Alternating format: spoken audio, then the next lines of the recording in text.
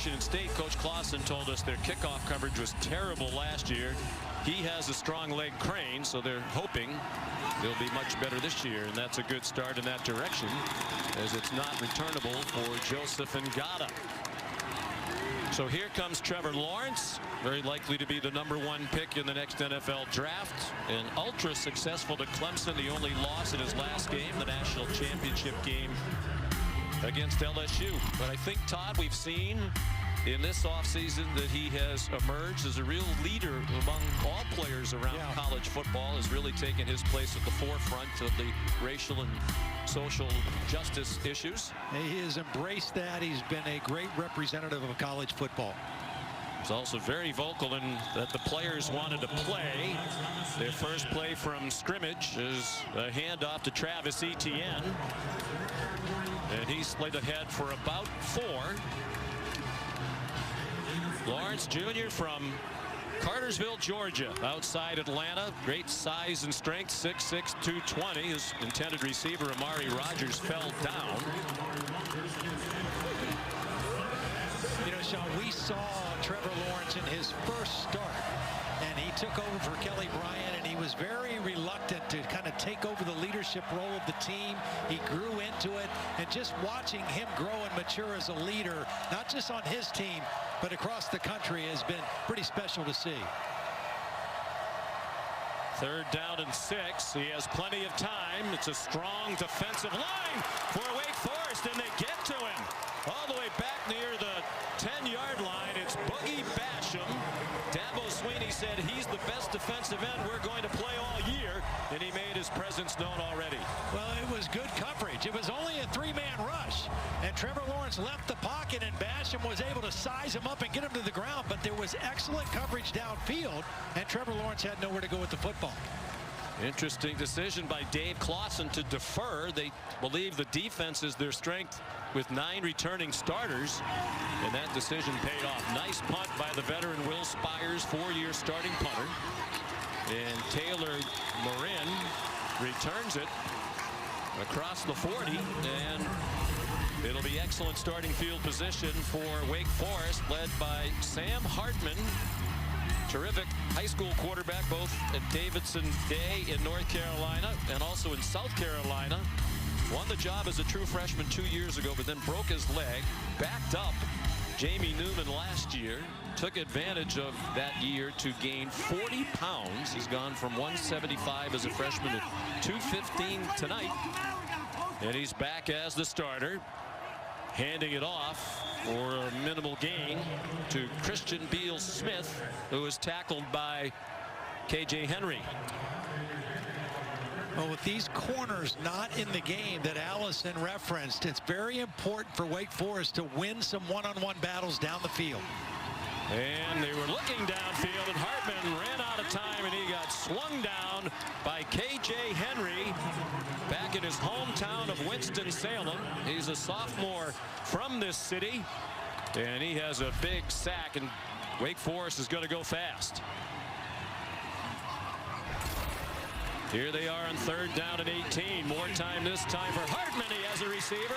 He has a first down, but there is a flag back at the 41 on the other side of the 50. Donovan Green, who should be their leading wide receiver this year, made the catch and took it down to the 37. Defense number 11. That penalty is declined. The results of the play, first out. Riley Johnson, the referee. Those are the kind of plays they need Donovan Green to make. He was working on Andrew Booth, a new starter at corner. Again, this is a secondary Clemson that lost 3 out of their 4 starters, and the one returning starter, Darion Kendrick, not here tonight. So good start for Donovan Green. Play action pass. Hartman going deep. Single coverage. Lots of contact. And no flags. It was intended for Ja'Cory Roberson. Working on Landon Zanders, who they think is going to be a star in this secondary. A lot of contact. Looked like they could have thrown a flag there. Looked like there was some grabbing before the ball got there. We have our rules expert, longtime on the field official Bill Lamagnier with us tonight from his home in the Chicago suburbs. There's Christian Beal-Smith again, and we can see a monitor with Bill's handsome face, and he was gesturing, throw the flag. So he thought Clemson caught a break there. There's Bill. Should have been pass interference, Bill. Good evening, guys. Good evening. I have a restriction here. Gained an advantage. There should have been a flag. And it is very costly as now they go out of field goal range as Sam Hartman is sacked by Brian Brzee. Depending on what recruiting service you rely on, he might have been the top recruit in the country. Every service had him in the top 10. What a powerful man. I mean, he's a guy who showed up on campus. Dabo Swinney said he looked like he's been playing college football for 3 years. That time was just a one-arm strong rush. Ran right through his offensive lineman in front of him, right to the quarterback. Ivan Moore as the punter. His first game as a punter. They had a 4-year starter in Dom Maggio. Went to camp with the Ravens and got cut. Moore trying for the corner, and a fair catch made by Amari Rodgers inside the 10. Media timeout. Timeout. We played 3.5 minutes here in Winston. And for the first time since 2004, Clemson and Wake Forest opening their college football seasons against one another. Each team has had it once, and now Clemson from its own 8. A play fake to Travis Etienne and a deep throw by Trevor Lawrence. He hits Amari Rodgers in stride out across the 40 to near midfield. Excellent job waiting for that play to develop. Amari was in the slot, good protection off the play action, and then he leads him perfectly with enough loft on the ball and a nice first down. Rodgers the leader now of this receiving group. They throw it out wide to him again. He missed, made a tackle miss, delivered a stiff arm, and went out of bounds at the 39. The Chick-fil-A impact players. Here's Todd. Yeah, Sean, keep an eye on 88, the tight end Braden Galloway. I think he's the best tight end that Clemson has had, going back to Dwayne Allen and Jordan Leggett. He's that kind of an impact player. On the flip side, number 9, defensive end Boogie Basham. We already saw a sack earlier in the game. He is one of the best defensive players in the country.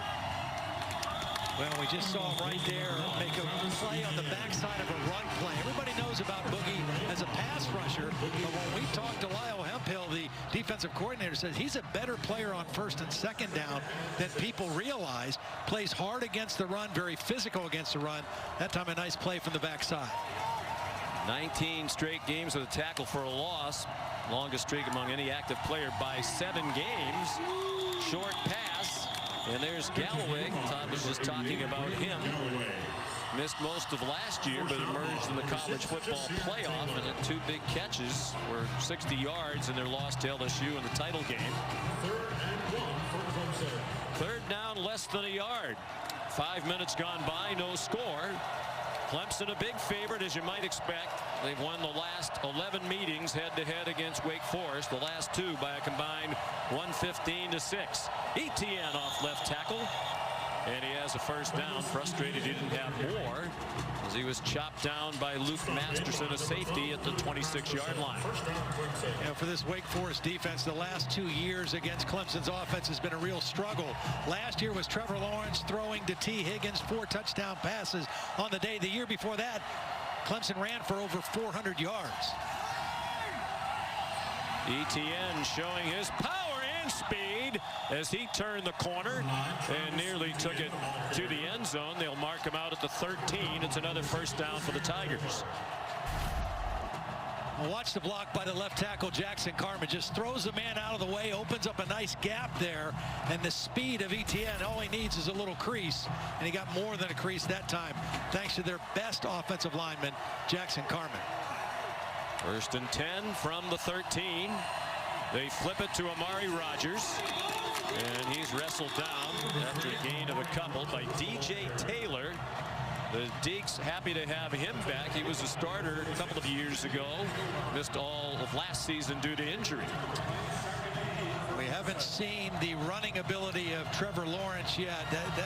Towards the end of the year, that's where he became even more effective. His willingness to use his legs here in the red zone, this part of the field, wouldn't be surprised to see him keep the football. They seem to be setting it up with that action. And it's Etienne again, bouncing off a tackler. That time it was Zion Keith who didn't wrap up. But he did get the first down, did Etienne, inside the 3. First and goal. Clemson They marked it just inside the 2. Clemson playing with a lot of pace here. And there you go, setting up the run for Lawrence. Faked it that time to Etienne, and Lawrence scores the first touchdown of the season for the Clemson Tigers, a 2-yard run. When you have a back as good as Etienne, you have to respect it. Everybody goes for number 9, and there's a clear opening for Trevor Lawrence on the outside. The whole defense collapsed down. He had 9 rushing touchdowns last season. E.T. Potter adds the extra point. He's now made all 87 PATs in his career. Cheerleaders were there this morning. 90th different city to host game day. Winston-Salem, North Carolina. They did a great job. It's unfortunate the student body couldn't be here. The usual atmosphere around game day. But a nice atmosphere nonetheless. And great information dispensed. Kickoff is a touchback by B.T. Potter. And we send you back to Kevin Nagandi. Sean, thank you. Let's take a look at this Fansville studio update as we take you back to Tallahassee. Georgia Tech, they're not going away. Jordan Mason for the Yellow Jackets. They're on the board, 19-yard touchdown. Florida State just kicked the field goal. It's 13-7. This game on ESPN2. Back to Sean and Todd. And Todd. And Allison. Thank you, Kevin.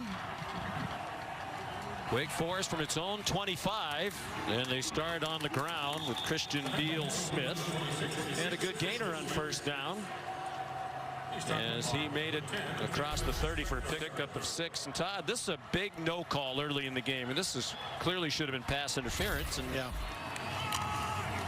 hands all over the jersey there. There's no question. Bouncing off the pile and picking up the first down is Christian Beal-Smith. And when you're an underdog, you need to get those calls. Yep, absolutely you do.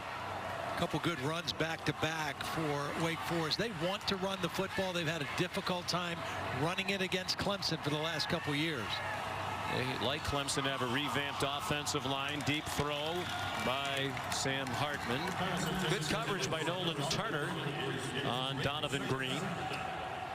Nolan Turner, a first-time starter. He's played a lot of football. He's been in the program. Very smart guy. Knows the defense extremely well. But this is the first time he's been a regular, a starter. Had off-season shoulder surgery and playing with a lot of confidence right now. They look to the sideline now. Warren Ruggiero is the offensive coordinator. Here's the matchup they want right here. Donovan Green working on Andrew Booth. And they decided on a run. Didn't look very promising, but it turned into about a 4-yard gain for Christian Beal-Smith. Myles Murphy, a true freshman from Marietta, Georgia, made the tackle. He was the number 3 overall player in the nation in high school last year, according to ESPN. And another guy Coach Sweeney thinks is going to be a superstar. Kind of scary when Dabo said, I think this is the most talented roster we've ever had. Yeah. Given the success that they've had. Quick hitter, Taylor Marin, out to the 46-yard line, about 3 yards shy of the first down. Part of the reason why Dabo thinks this is the most talented roster he's had is these freshmen. I mean, it's unbelievable to think that Brian Brzee, number 11, comes in, has a sack already early on. Myles Murphy, an impact player, number 98. These guys are true freshmen. And as Todd alluded to earlier, Dabo said, you know, usually we have guys that look like this when they leave, not when they show up. These guys are ready to play right away, and we're seeing it so far tonight. Yeah. So about 2 yards short of the first down. Dave Clawson sends on the punter, Ivan Mora. Amari Rodgers back deep. Very little breeze in the stadium tonight. Very comfortable night here in Winton. You got to deal with the passing of Trevor Lawrence. Lawrence fake to Etienne, wide open down the middle of the field. Braden Galloway, and the tight ends out to the 45-yard line. A pickup of 20 on first down for Clemson. Well, watch the linebackers go with the fake. I mean, everybody up to the line of scrimmage. Galloway goes right into an open void. Easy throw. Clemson going just as quickly as Wake Forest does on offense. Cornell Powell made the catch, fifth-year senior. They think he'll be more involved in the passing game this year with the departure of T. Higgins to the NFL. The spinal injury to Justin Ross that has him out for the season. Real encouraging in that last scoring drive, Sean, is the way the chemistry between Lawrence and Amari Rodgers looks. Here's Etienne, big hole, burst of speed, fights through tackles, and has a first down to the Wake 33. See, that's the difference between Travis Etienne now and Travis Etienne when he was younger in his career. He was not a real physical runner, so much added lower body strength. His ability to break tackles and get yards after contact now has made him truly special. It was a 16-yard run. After looking like he was going to pass, delayed handoff to Etienne, and Royce Francis dumped him. Francis part of a deep defensive line. Dave Clawson says it's the deepest group that they've had in his 7 years as head coach. He used the word playable. He said we have 10 playable defensive linemen, including the redshirt sophomore Francis. That's excellent depth to have that many guys up front, and you need him at that position more than anywhere. I think they can win battles up front against this new Clemson offensive line. Off his back foot, man wide open, and Rodgers dropped it. He was so concerned, I think, with making sure he stayed in bounds along the back line to the end zone that he didn't catch it, but there wasn't a Demon Deacon anywhere near him. No, there was a blown coverage. I mean, the safety Masterson left his deep area. Nobody there, and Rodgers probably not aware how close he was to the line. You see his eyes. He tried to look down to see where his feet needed to be, and just enough to take his eyes off the football. Darian Rencher now in at running back, and a timeout called by Wake Forest. Very fortunate they're not down 14 to nothing after that busted coverage by Dave Clawson's defense. And that is their first charge to this half. I think one of the most underappreciated coaches in the country right there, Todd. Dave Clawson. Not only has he won everywhere he's been, and he's won big at Fordham, at Richmond, at Bowling Green, now here at Wake Forest. We mentioned the historic success coming on the air, 4 straight bowl games. And usually when he's taken over programs, they've been quite a bit down. Terrific coach and a wonderful person, too. Yeah, you know, he's a guy who could do one of those, I don't know, Dove commercials, you know. I mean, he's comfortable in his own skin. Knows who he is, knows what his program's about, knows how he wants to build it, and he has a lot of confidence, and he's been successful in all of it.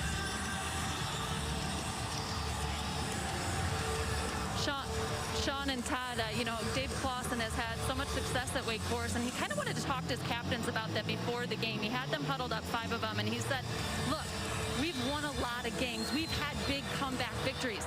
The one team we haven't shown that resilience against is Clemson, and that's got to change tonight. Our game should not change based on our opponent. That's the next breakthrough win for them.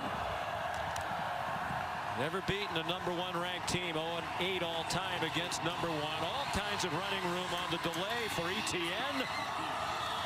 And he's inside the 5-yard line. It'll be first and goal. Clemson again, the power and the speed. 3rd and long. Lyle Hemphill told us we have to do a better job against the deceptive plays. The screen and draw game Clemson has is outstanding. Show the action one way, it shows pass. Etienne breaks it back out the other way. That's a draw play on 3rd and long. And now it's first down inside the 5. And again, Dave Clawson running on the field to call a timeout. His defense obviously on its heels. 30-second timeout. Wake Forest.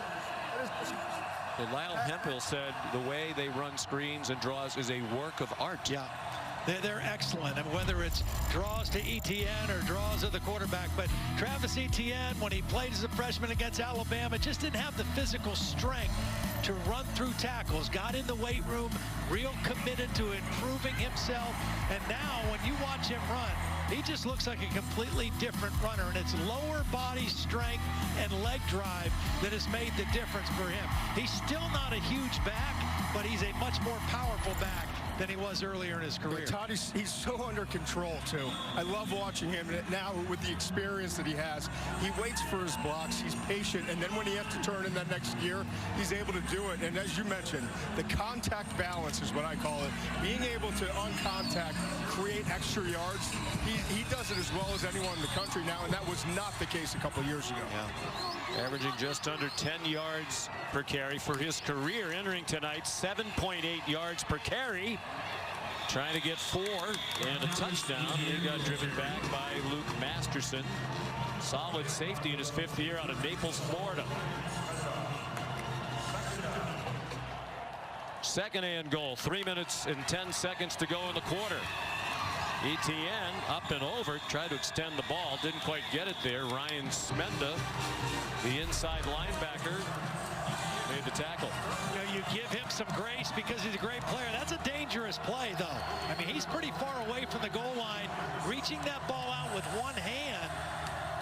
All it has to do is break the plane, but that still is a pretty risky play by Travis Etienne. Good look from the progressive pylon cam. Lawrence with Etienne on his left hip. He keeps it. Same play.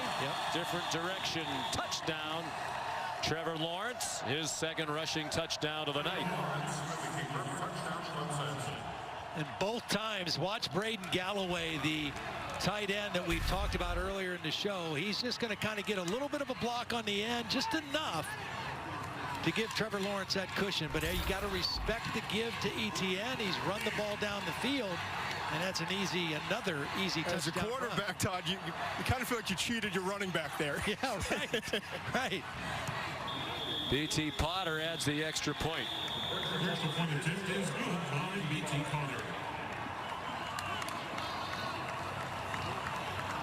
2.5 minutes to go in the opening quarter.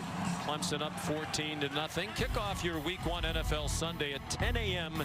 Eastern Time tomorrow with the Countdown Crew on ESPN and the ESPN app. Joe Montana, Brett Favre, and Peyton Manning reflect on changing teams late in their careers, with Tom Brady about to do the same thing in Tampa.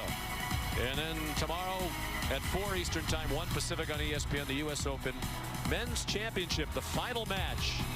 Alexander Zverev and Dominic Thiem, each looking for his first Grand Slam title. Coverage begins with a preview show presented by Mercedes-Benz at 3:30 Eastern. Thiem would be the first Austrian to win a major tennis title. First time since 2014. The championship match will not include a player named Djokovic, Nadal, or Federer. There's B.T. Potter to kick off. Jonathan Green has no chance as that sails over his head.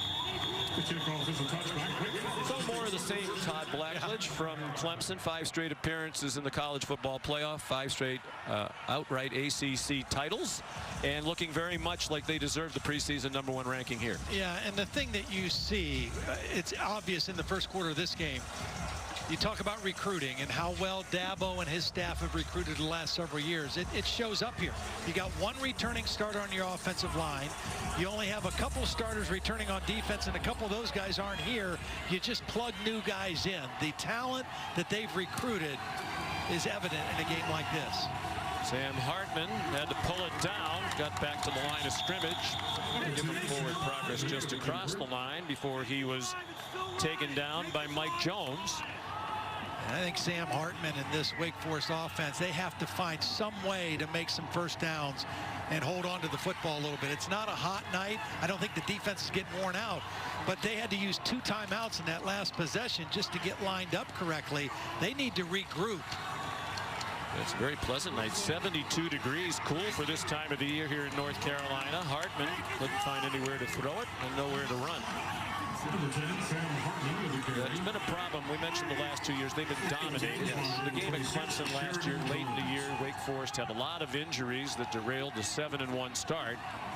But in the last 2 meetings, Clemson has scored 16 touchdowns and Wake Forest has 16 first downs. Yeah.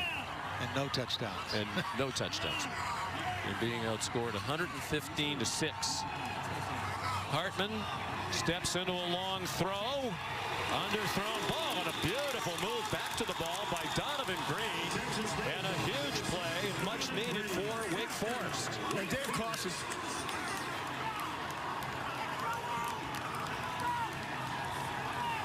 It's a 39-yard gain. That's a 50-50 ball that Donovan Green just went up and came down with. One of the most highly recruited players they've had here under Dave Clausen. Running out of bounds, Christian Beal-Smith taken there by Joseph Charleston. Todd McShay. Yeah, Wake Forest lost 5 of their 6 top pass catchers from a year ago, so they're really relying on Green. He only had 13 catches last year, played in 4 games. He was able to redshirt, but he's the highest recruited player that they've had in Dave Clausen's tenure. They throw it out wide. The ball's free. Was it a catch and a fumble or an incomplete pass? It looks like they're calling it a catch and a recovery by Clemson. A.T. Perry, the receiver. Regan Upshaw knocked it out. I didn't think he had the ball long enough. Let's take a look at the replay here. The play on the field is a catch. Fumble. Everybody comes at first out. I think they'll take a look at that. Great hustle play by Upshaw, though, coming from his defensive end position, listed as number 3 on the depth chart at defensive end. The previous play is under further review. And as they take a look at it, let's bring in Bill Lamagnier from his very good-looking room there, Bill. That looks like a home office. A lot of your memorabilia. What do you think about this play, Bill? Yeah, it is. He didn't have it long enough. He started to control it. Never made a football move. Lost the ball. Incomplete pass. And it is a nice room. I know you're on a little bit of a delay, Bill. One of the things we have to work with in this COVID era. He's a very accomplished man. He should have a lot of trophies and flags. I wonder if he's wearing a full suit or like shorts underneath that. I just hope he knows that even though he's home, a cocktail hour waits till the end of the game. That's right. I wonder if he's framed some whistles now that they have to use electric whistles. You know, that might be a thing of the past. The old whistle on a lanyard. Yeah, they're trying not to blow the old traditional whistle. There's not to spray. It's an incomplete pass. The ball will be brought back to the previous spot. 3rd down at the 32-yard line, and the clock will start on the snap. Well, I think they got the call right, as Bill did as well. I mean, and that's a good break for Wake Forest. Still an excellent hustle play by some backups on this Clemson defense. But now a manageable situation for Sam Hartman on 3rd down. They've got to keep this ball and keep possession here. They've got a great field goal kicker, but they're not quite in his range yet, I don't believe. Nick Skiba's long last year was 45. He is an All-American field goal kicker. 3rd down and 7. Now the umpire stopping the play and moving it to the right hash mark. Michael Wooten is the umpire. Looks like Sheridan Jones is matched up this time on Donovan Green instead of Andrew Booth down at the bottom of the screen.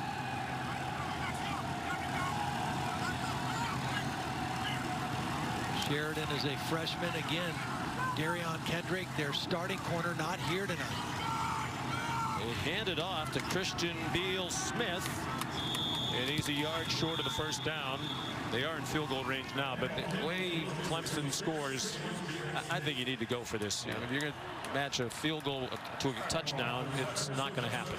No, you're not going to match them. I do understand trying to get points on the board, though, right here as we tick inside of 30 seconds of the 1st quarter.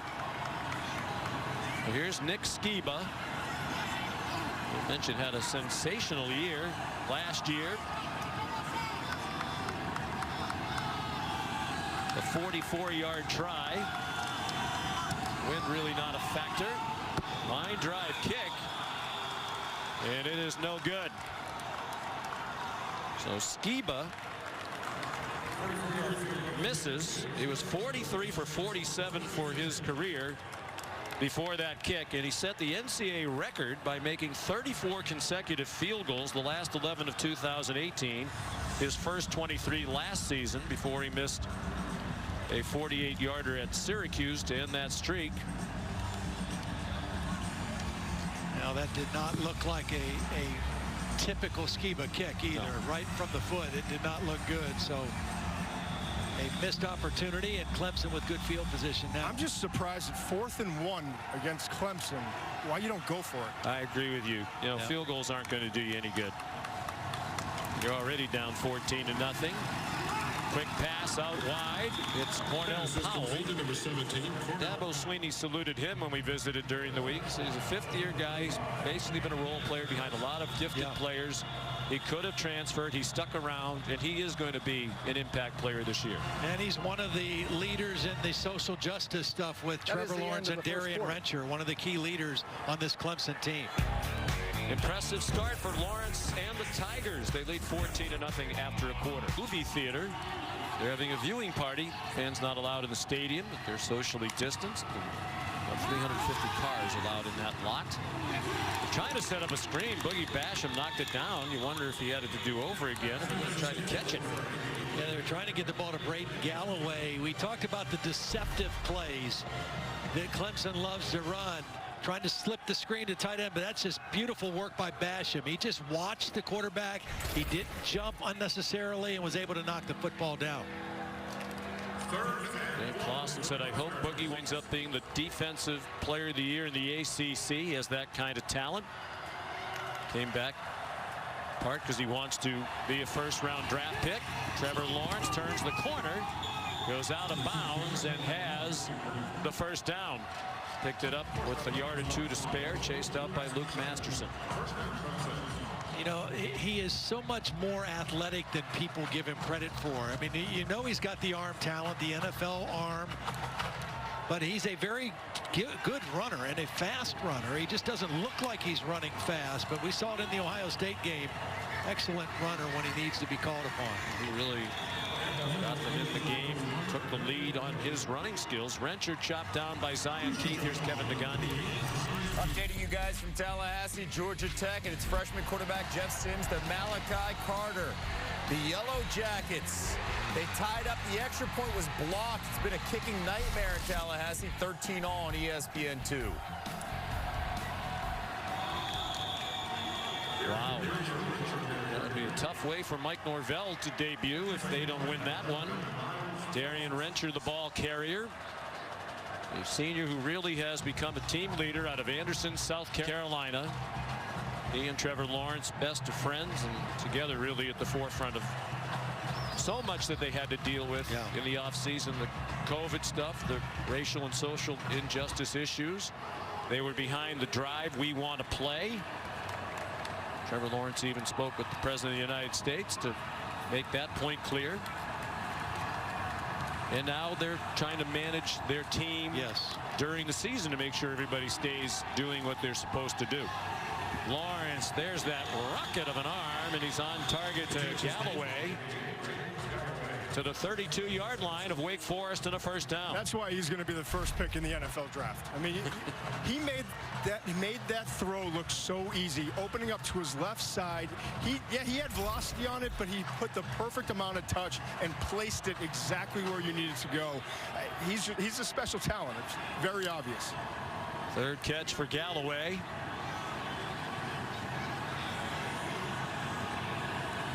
$19 yards on the play.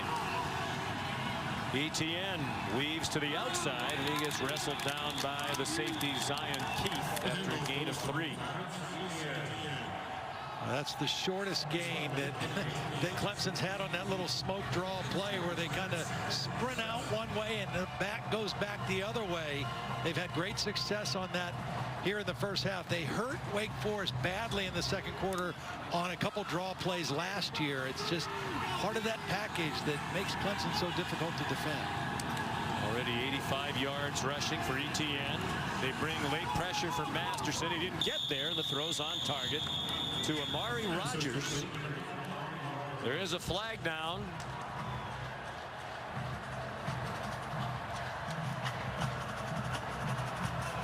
Illegal formation. 5 men in the backfield. 5-yard penalty. Second down. You know, one of the things that Travis Etienne needs to continue to work on is his pass protection. Watch him get in here, stick his shoulder right into the blitzing linebacker, keeps that pocket clean for Trevor Lawrence. Got a little help from the tight end Galloway, but again, Travis Etienne taking his game to the next level, continue to grow as a pass receiver and continue to get better as a pass blocker, beating guys to the spot, using form and technique because he doesn't have a big physical body. And he has done that. He would say, and the coach's word, that he has gotten better in pass protection. They handed off to him, and he swung down for a loss. Leon Bergen held on just long enough to dump him. Nice play by the junior from Kissimmee, Florida. Big third down play here for the Wake Forest defense. Again, they came off the disappointment of the missed field goal, but now they've got a chance to get Clemson off the field. Their offense. It would be about a 55-yard field goal from here. Dabo Swinney probably wouldn't try that. Third down, 16. This is where you have to be alert also for that screen, a little slip screen to Travis Etienne. Lawrence against the three-man rush. Nice catch, but short of the first down is Joseph Ngata, the sophomore from Folsom, California. Nasir Greer made the tackle, and the field goal team will come on. Yeah, didn't get the first down, but that was another one of those NFL throws to the right sideline on a rope that gives yourself a chance to kick a field goal. Smart throw by Trevor Lawrence. B.T. Potter didn't have a great year kicking field goals last year. 62% is a low number. He's an excellent kickoff man. And that one is a beauty. A draw right down the middle from 42 yards. And the Tigers now lead 17-0. A little bit. Clemson leads 17-0.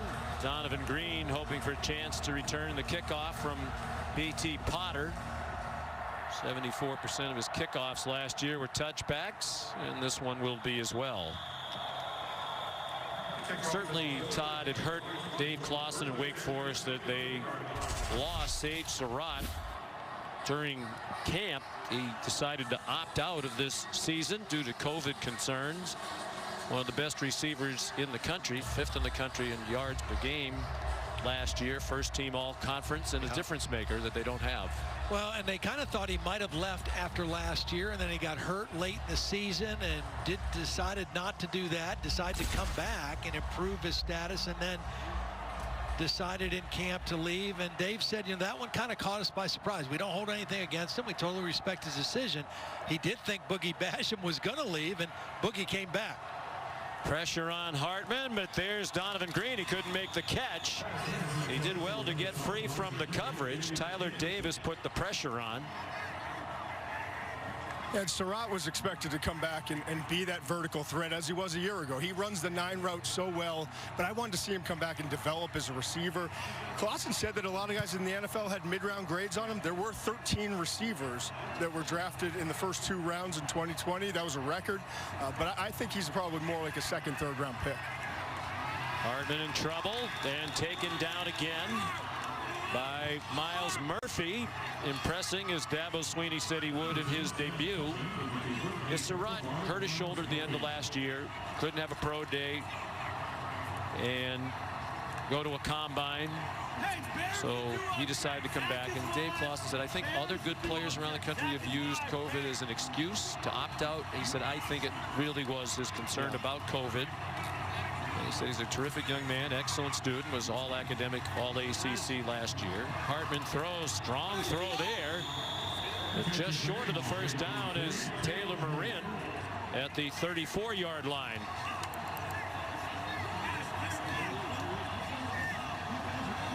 Yeah, they're going to go for it on 4th down on their own 34. No hesitation before the punt unit came out. But here comes Ivan Mora.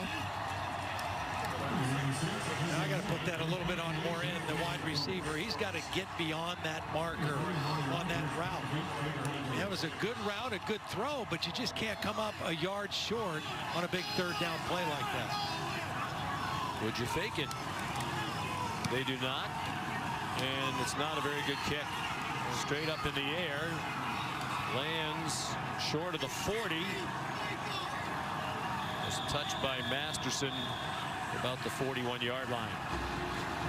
A good field position for Clemson again, already leading 17-0. Tomorrow, Game 6 of the Western Conference semifinals from the NBA. The Clippers and the Nuggets. LA up 3 games to 2. That's at 1 Eastern time. 10 a.m. Pacific on ESPN, Deportes and the app. Clippers have never been to the conference finals in their 50-year history, back to when they were the Buffalo Braves.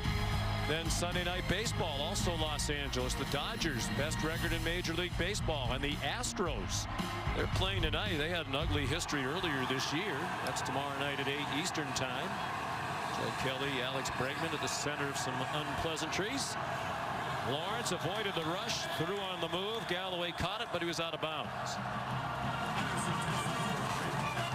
Well, we talked about the athleticism of Trevor Lawrence and whether he's running or just eluding pressure. This is a corner blitz. He gets a little bit of a block from Etienne, but he eludes it on his own, keeps his eyes downfield, and delivers the football. Just good footwork and pocket presence by Trevor Lawrence. He's 9 out of 13 now. He's completed balls to 4 different receivers. 2nd and 10. Takes the immediate swing to Travis Etienne across midfield before he got popped down. They'll mark it at the 46. Isaiah Cheney, a backup defensive end, made the stop. Travis's first 2 years, he had a combined 17 catches. And then last year, he had 37. He's just become more a confident receiver and more utilized in their pass game. When you get him in space with that speed and now that lower body strength, I mean, he can turn short catches into long gains. 432 receiving yards last year. Almost ran into Lawrence. Bounced off the would-be tackle of Williams and turned it into a solid gain to the 40. Pickup of 6. Zion Keith made the tackle. Seeing one of these touted freshman backs in the game now. DeMarcus Bowman, number 1, lined up next to Trevor Lawrence. Unanimous 5-star recruit. His first tackle as a Tiger, and he tackled himself. Tripped as he tried to get away from Isaiah Cheney.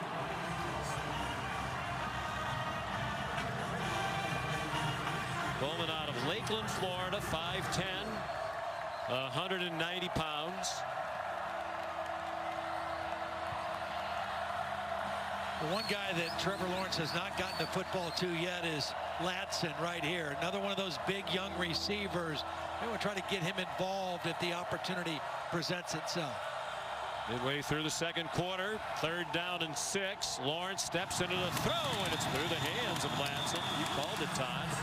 But Latson, out of Miami, Florida, unable to catch it.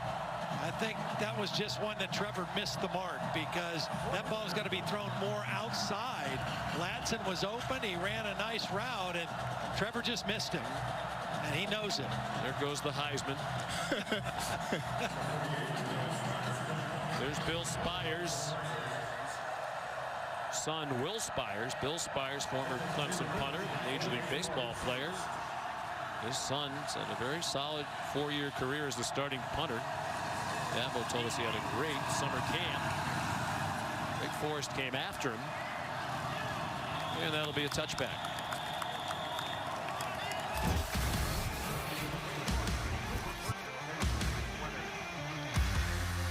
So an opportunity missed with a wide open receiver. A rare errant throw by Trevor Lawrence. Short distance from Truist Field, where Clemson leads 17-0. Very little has gone well for Wake Forest on offense. And that first play of this drive doesn't start well, as Kenneth Walker's dropped by K.J. Henry and Balin Spector. Well, really good play by Jake Venables in there. He was a blitzing linebacker, a run blitz. They bring a blitz again, dialed up by Jake's dad, Brent Venables, defensive coordinator, now at his 9th year in Clemson. Donovan Green, the catch. He fought for the first down marker, didn't quite get there. Brent has just been so good, such a perfect fit with Dabo here in Clemson. He loves it. Got 2 sons on the team as a freshman, also on the team now. Defensive back Tyler. Sam Hartman keeps, and it's first down. If you're just tuning in, Allison Williams reported. James Skalski, ordinarily their Mike linebacker, had to sit out the first half because of a targeting penalty in the second half of the national championship game. Here's pressure again. Looked like there might have been some offensive holding. No flags down back behind the line of scrimmage. And a good effort on the catch by Donovan Green, but he couldn't get it with Sheridan Jones in coverage. When we talked to Dave Clawson, he talked about Brent Venables. He says he just doesn't concede any play. They want to stop every play. This is a broken play, which you would think would be easier to stop. Dumped it off to Ja'Cory Roberson. A small loss on the play. They also told us something interesting, Clawson and Warren Ruggiero. Jake Venables injured on the play. They said Clemson does the best job of any team they play Injury timeout. at stealing your signals, at knowing what your signals are. It's another reason why they try to go fast. Yep. I think that hair has become part of his signature. No doubt. I don't think that's going away anytime soon. 5-man rush, well blocked for Sam Hartman. Has a man open, and it's dropped. A.T. Perry behind the defense. From our vantage point, it looked like it hit him right in stride. They've had a chance for a couple big plays tonight, and they haven't been able to make them. Yeah, that's a perfect throw. I mean, that's just got to be a ball caught, particularly in a game like this. You need to get some good things to happen, and you blocked it up. You protected your quarterback, 3rd and 11, and he put the ball where it needed to be, and A.T. Perry just not able to come down with it. Mentioned Sage Surratt opted out. And a very good receiver, Scotty Washington, last year, who's been in NFL training camp this summer. Mora, much better punt this time, and he gets a nice bounce along the sideline, all the way down to the 9-yard line. Trevor Lawrence tonight has done a little bit of everything. He's been accurate throwing the football, and a couple nice connections with Amari Rodgers, and that's encouraging. Even though Rodgers hasn't caught a bunch, he's caught enough. And then Braden Galloway, we talked about him and what he's going to bring to this offense. He's a bigger body who can stretch a defense and get vertical, and Trevor Lawrence has found him a couple times down the field with the football. And then, of course, he's run for 2 touchdowns. So a little bit of everything from the leader, Trevor Lawrence. Starts with Etienne behind him. Elected not to pitch it to him. And got tackled by Suleiman Kamara at the 12. The other thing, so far, Lawrence has not forced the issue. You know, he hasn't tried to throw the ball into traffic. He hasn't really made many risk throws so far. And that was an issue early last year, if you remember. He had 8 interceptions in the first 7 games. Then he kind of corrected it. In the final 8 games, he threw 22 touchdown passes and 0 interceptions. Yeah, that's unbelievable. First 7 games, 14 touchdowns, 8 interceptions, as Todd said. The last 8 games last year, 22 touchdowns, 0 interceptions. Throws the quick slant on target. Amari Rodgers, first down, 25-yard line. Well, one of the things he tweaked, one of the things he changed is just which foot he puts back on his stagger. Last year, it was left foot back. This year, it's a right foot back. And it's a little thing, a subtle thing, but it's something that's brought more comfort to him in the pocket. That's a slant to Ladson from the other side. And the sophomore catch and run out to the 46-yard line. And one of the reasons he did that, Todd, is for the quick game. I mean, everything now in college and the NFL is so based around the quick throws. Yep. And as a 6'5", 6'6" quarterback, it's tough to get the ball out quickly. So he studied Tom Brady and his footwork to try to improve his efficiency there. Here's Etienne turning the corner and slipping down as he tried to evade the tackle of Nick Anderson. Yeah, and when the big quarterback like that, a long-legged guy, you don't want to overstride, but you don't want to narrow your base too much either. You want to have a nice, strong, solid base, and I think that stagger step and also just some of the things he's worked on in this offseason. He looks comfortable, obviously, right now in this ball game. He talks about Tom Brady's shuffle footwork, what a great job Brady does just to by an extra moment to get rid of the ball. That's on target. Brandon Spector to the 37-yard line of Wake, and Clemson on the move with under 3.5 minutes to go in the half, already up 17-0. Dabo talked about Trevor taking full ownership, that was the next step for him. Just take complete ownership of this offense. His pre-snap, his post-snap has improved. His comfort level looks pretty high. Yeah. That's Etienne down to the 30-yard line. Quez Williams made the tackle. And I think overall the grade for this new offensive line, 4 new starters, has been pretty good as well. And 18 combined career starts entering tonight, and 16 of those belong to Jackson Carman, the left tackle. Before the snap, timeout. Wake Forest. That is their third and final timeout of the half, and it is a 30-second timeout. By Joseph Nada at the 15-yard line. It's kind of a layer route. Gata was the deep receiver. Trevor Lawrence found him with a football. Trevor very accurate in this drive, and this is the part of the game, the last 4 minutes of the first half, first 4 minutes of the third quarter, where Clemson destroys people. Little late, as they call it. This game last year at Clemson was 17-3, and Wake Forest was hanging around. Their offense wasn't doing anything, but their defense was hanging around until this point in the game, and a couple quick touchdown passes from Trevor Lawrence to T. Higgins, and the next thing you knew, it was game over. Kobe Pace, another freshman's come in at running back. He gets his first action and gets done by Quez Williams.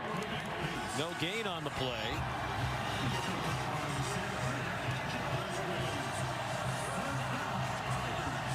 Well, they had some backup wide receivers in that possession. They still threw the ball to Ngata. Now they've got their starters back in, and I would say the guy to keep an eye on right here this time, right there, Amari Rodgers in the slot. It's been Trevor Lawrence's favorite target so far tonight. Minute and a half to go till the half. Lawrence, corner of the end zone, caught for a touchdown. J.C. Chalk, the senior tight end, with his first career touchdown reception. Well, he got lost behind the defense. There were 3 receivers to the left of the formation, and nobody went deep with the tight end. It really fooled the Wake Forest defense. J.C. Chalk, not really a guy they throw the football to very much, and he was wide open in the end zone, and Trevor found him. 13 catches all of last year. 3 of those were in their rout of Wake Forest, and now he has his first career touchdown. As a senior, he's the grandson of the great Gene Stallings, who was Dabo Sweeney's head coach when Dabo played at Alabama. And I think the teammates know this is a special moment for him with the way they're congratulating him.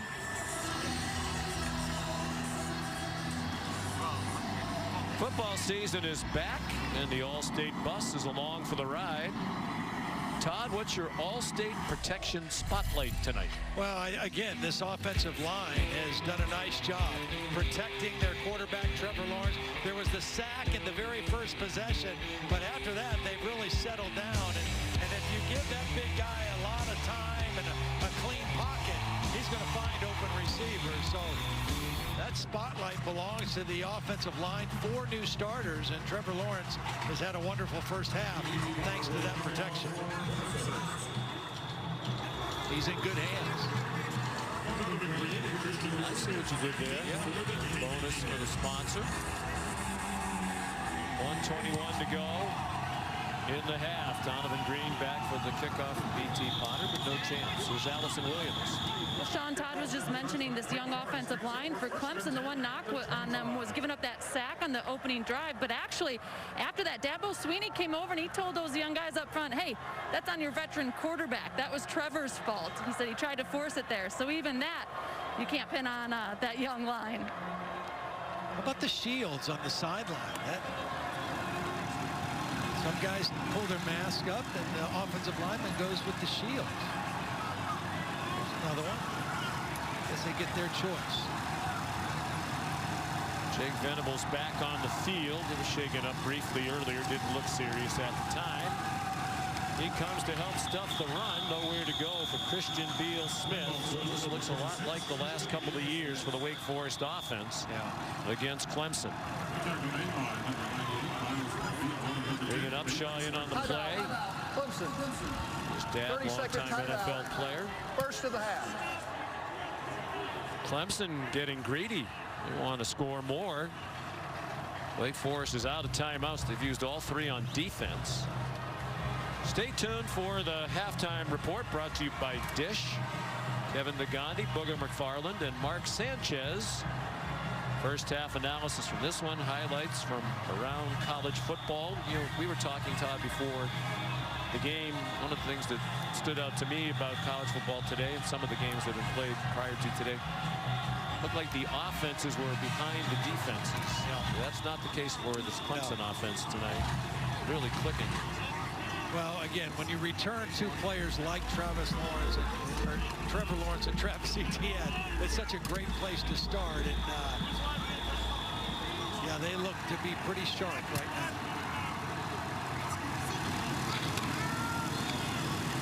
Harvin under pressure, throws on the run, too high for his intended receiver A.T. Perry.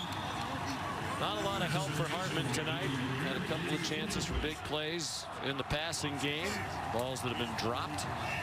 He was pressured that time by Jake Venables. They had a little handshake at the end of the play. They were actually roommates in the North Carolina-South Carolina Shrine Bowl game. Good friends. Hartman swings it out wide. Taylor Marin to the 30-yard line. Still about 5 yards short of the first down. Clemson use another timeout. Timeout. Clemson. 30-second timeout, and it is their second of this half. Well, Dabo Swinney talked about everything that he and all the other coaches around the country have had to deal with, you know, starting back in March when COVID basically brought the world to a screeching halt. He said, I'm a guy who plans everything 13 months ahead. I know what I'm going to do every day, what my staff's going to do, the players going to do for 13 months. He said all of a sudden it became hour to hour, just trying to deal with the variables, the new information, and adjust, and it looks like they've handled it all very well. Yeah, and he said he never even knew, I don't know if he was being truthful or not, said he didn't even know what Zoom was, you know, and all of a sudden that becomes your life. I mean, that's the only way you can meet with your coaches and your players, and so they had to adapt and had to change, and when they got everybody back on campus and got everybody back working, even then they weren't sure if they were going to play. They didn't know if they were going to have a season or not, but they are pretty well prepared, and I think their culture is so strong and it's been established for so many years, and he felt like that was what was going to win the day for them. Their culture would get them through all of this adversity.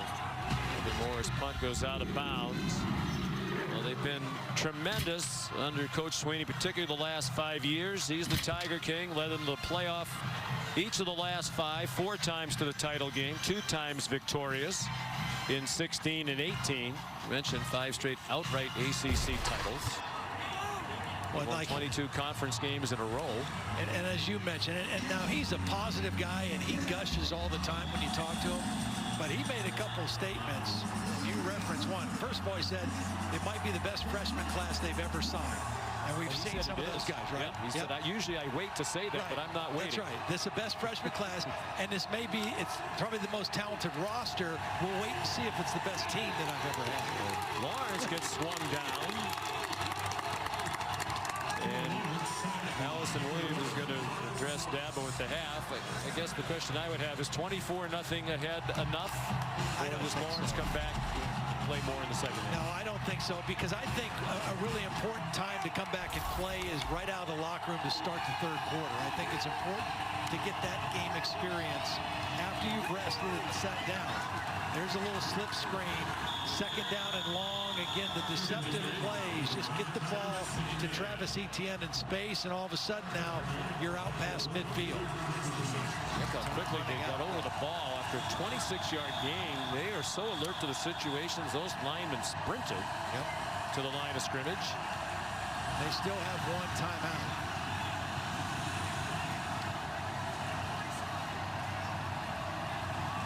We talked about the preparations, the disjointed offseason. We asked Dabo Sweeney, what's your comfort level now? Starting the season with a lot of these programs still dealing with some issues. He said full comfort. Yep.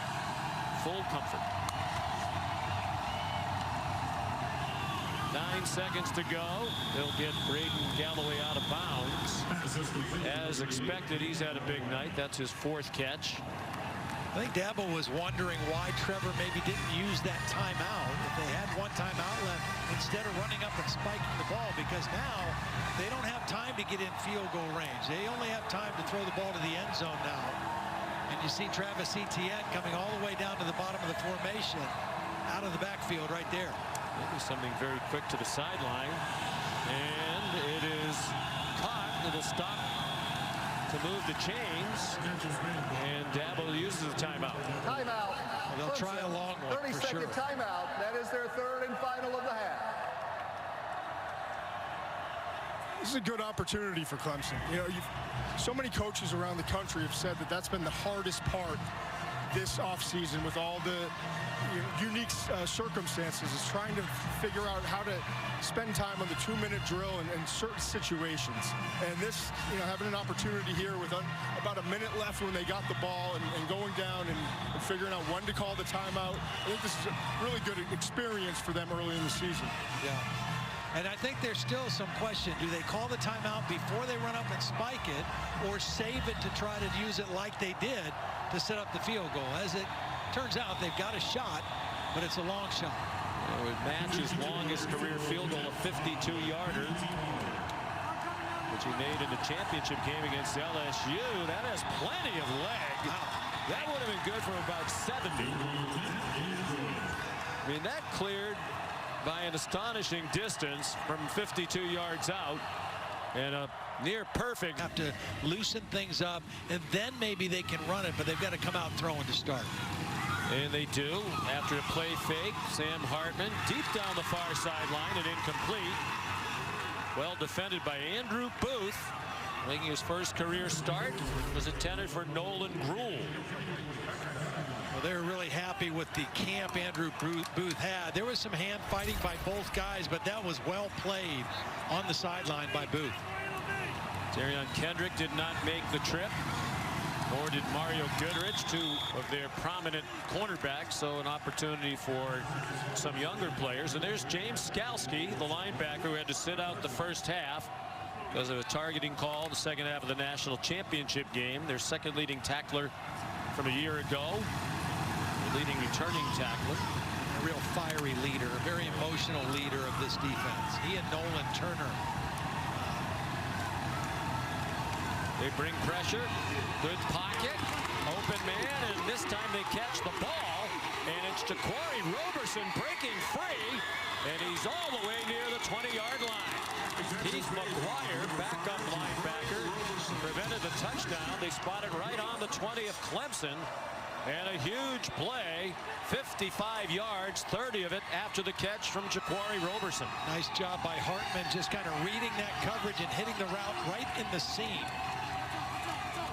First and 10, Wake Forest, and there's Skalski, an immediate presence as he drags down Christian Beal-Smith behind the line. You can see the safeties.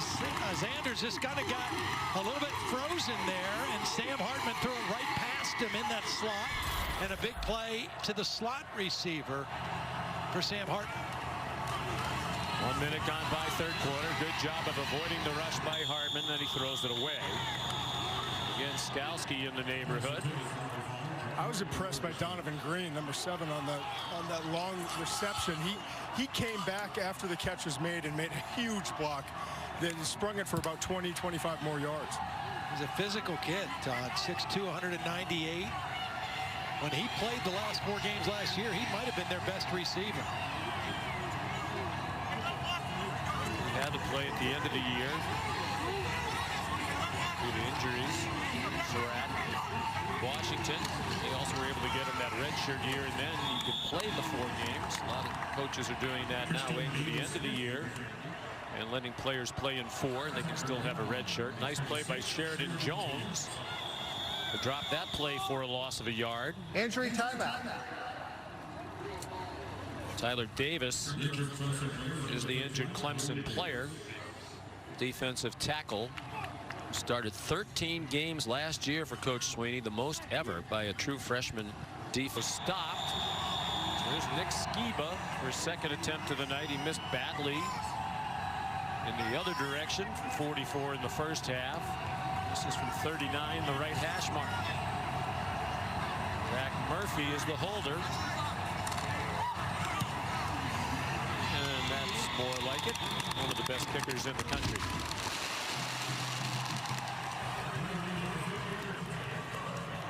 So Wake Forest is on the board early in the 3rd quarter as we bring you this Pacific Life game summary.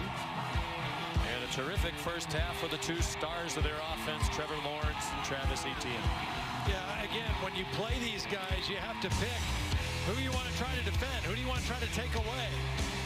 Well, Wake Forest didn't have much luck taking either one of them away in that first half. Etienne running wild in the secondary, having the same kind of game he typically has, where he averages near or over 10 yards a carry. And Trevor Lawrence very accurate throwing the football behind really good protection by this revamped offensive line.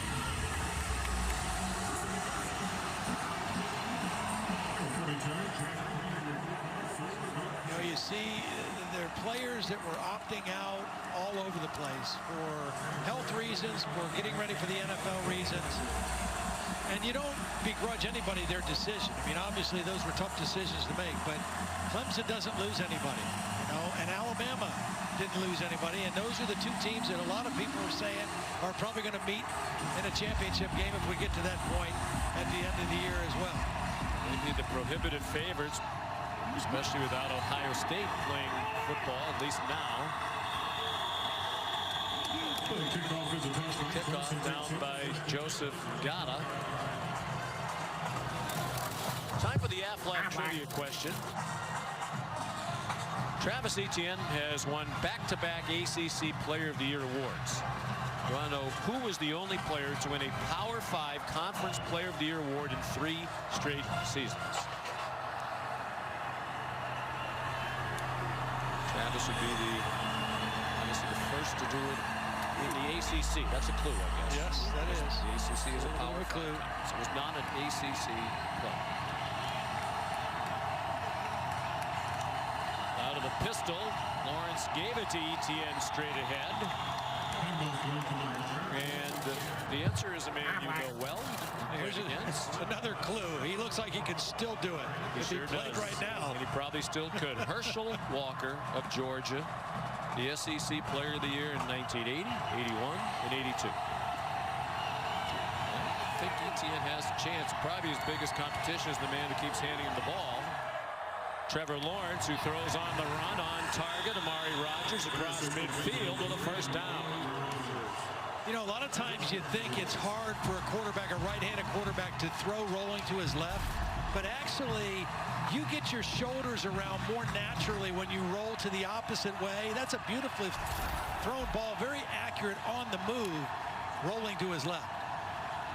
Blitz. Lawrence got it off, got it to Ngata. Does a little dance to try to shake Luke Masterson. And he's down at the 29-yard line. Todd, Trevor does it as well as any long-legged quarterback that I've ever seen, though. The ability to roll left and flip his hips back. I actually watched the game that you guys did against Texas A&M last year. That deep throw, the touchdown that he made when he was rolling, sprinting really to his left, flipped his hips and threw the ball accurately down the field for the touchdown. He's special when it comes to rolling to his left side. Yeah, I agree. He's up to 301 after the 19-yarder to Ngata. Looks around, finds a man. It's Travis Etienne. Well, Todd McShay, we actually have the play, and thank you for watching. We appreciate it. Against Texas A&M. I believe that was the opener last year, was it not? I remember it was very hot. It was early. It was early. It might not have been the opener. They played Georgia Tech in the opener last year. You're right. I mean, first of all, he eluded the pressure, then has the presence to get out, keep his eyes downfield, and make that accurate throw in the move. A little trickery, a little bobble by Brandon Spector as he took the pitch, but he still caught it and he almost scored. Had one tackle to break and he didn't, but still a nice play, and it's 1st and goal for Clemson. It goes as a rush of 18 yards for Brandon Spector. It looks familiar, wearing that number 13, being the slot receiver for Clemson. Hunter Renfro, of course, wore that number. Adam Humphries. Yep. Tyler Grisham before those two, who's now the new wide receiver coach at Clemson, had been on the staff, but promoted to wide receiver coach. There is Etienne lunging and in for a touchdown. So Travis Etienne with his 57th career rushing touchdown, his 63rd total touchdown. Both are most among all active players in college football, and the progressive pylon camera confirms it's a touchdown. Again, you see him run through the tackle of Luke Masterson, who's a 220-pound safety. Just powered his way to get the ball into the end zone. The extra point is good by B.T. Potter, and Clemson now leads 34-3. Travis Etienne over 100 yards for the 18th time in his career, up to 102. This week, college football is coming together to recognize the impactful work of great teachers all over the country, the way they've been performing their essential duties, particularly during this extraordinarily difficult backdrop of the COVID-19 pandemic. And on behalf of the College Football Playoff and ESPN, we want to honor teachers who've been doing their part to keep kids learning. We have $1,000 worth of Donors Choose gift cards that teachers can use towards school resources to help their students. And tonight we're going to send that donation along to a great place, Cathedral High School in Boston. There's Jim Quinn, longtime math teacher and a mentor to other teachers at the school in the city of Boston. 17 straight years. 100% of the students at Cathedral have graduated and gone on to college. Student body 88% black and Latino. 45% of the households, it's a touchback on Potter's kickoff, have English as a second language. Every student there qualifies for free lunch and tuition assistance. Basically, they get out of the public schools, they come into this wonderful place, and a lot of them are the first person in their family to graduate from high school and go on to college. So Todd McShay lives right down the street from Cathedral, and we're all very proud to support a special place. Absolutely. I think it's a great choice and a great place to send that to. And that money will be put to good use. On first down, Sam Hartman to Taylor Marin, and he gets 9. Todd McShay.